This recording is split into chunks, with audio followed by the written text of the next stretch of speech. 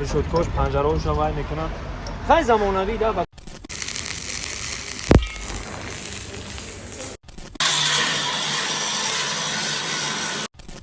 به نهایت درجه عالی تنها شما زنگ زدن.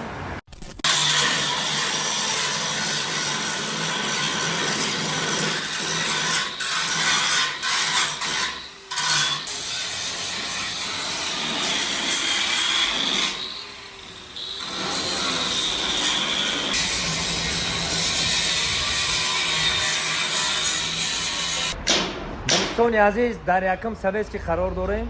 همه ما میدونیم که یکم سویسکی جای است که جای استخونه، جایی که در میسازن، ریشاتکه میسازن.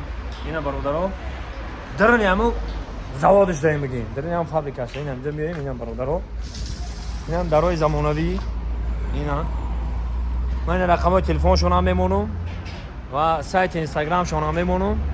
و من اهمیت میتونم بسیار دراشون درجه عالی داره. با صفت هست مستحکم های مقصد اینه رشدکش پنجره‌اش رو وای میکنن. خیلی زمانوی ده، با طلبات زمانه جوابگو. به نهایت خوب.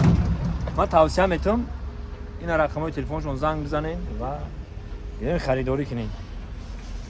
سربلند خانواد باشین، مردم سربلند تاجیک.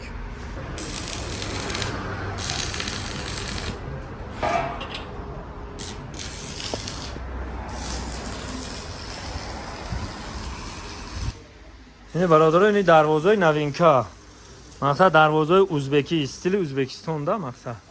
اینا خیلی کار رفته است اینا برادران، اورا کار رفته است اینا. ببینید که شب و روز کار میکنن.